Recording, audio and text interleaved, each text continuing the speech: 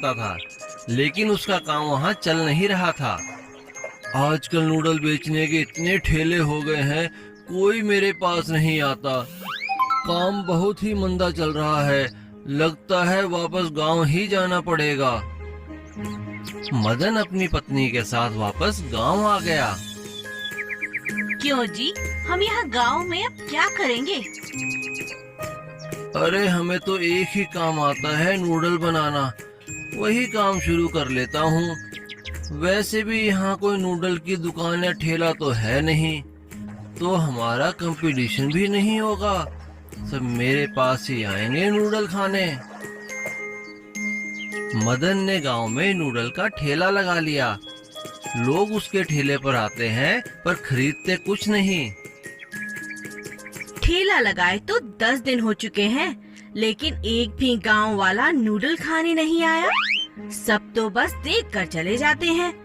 इस तरह कैसे चलेगा जी? बहुत नुकसान हो रहा है, कुछ तो करो। हाँ, कुछ तो करना ही पड़ेगा, वरना मजदूरी करनी पड़ेगी।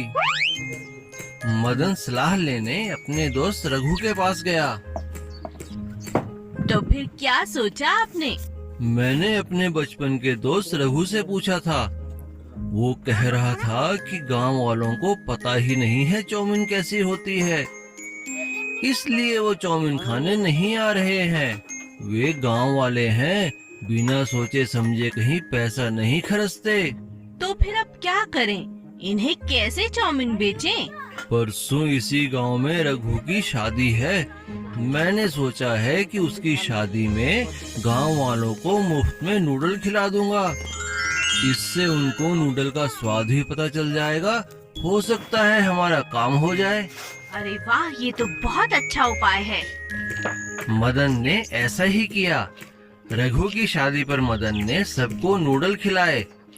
लोगों को नूडल का स्वाद बहुत पसंद आया और वे नूडल खाने मदन के ठेले पर आने लगे। मैं ना कहता था, एक बार अगर सब खाएंगे तो हमेशा तुम्हारे पास ही आएंगे। इस तरह धीरे धीरे मदन का काम चल निकला और कुछ ही दिनों में मदन के ठेले पर भीड़ लगनी चालू हो गई।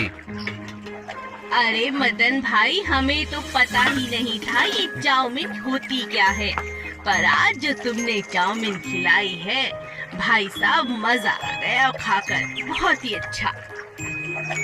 वाह भाई मदन, तुम तो बड़े कारीगर हो, बड़ी टेस्टी आइटम बनाई है।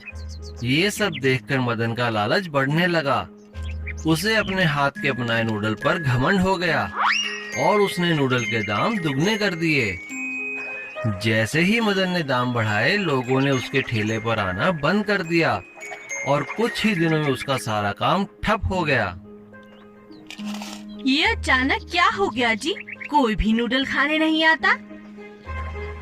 मदन, मैंने तो तुमसे पहले ही कहा था, गांव वाले हैं, सोच समझकर ही पैसा खर्चते हैं। अगर तुमने दाम कम नहीं किए तो वो नूडल खाने नहीं आएंगे। मदन का घमंड टूट चुका था, इसलिए उसने दाम कम कर दिए और सबसे अच्छे से बात भी करने लगा और धीरे धीरे उसका काम फिर से चल निकला।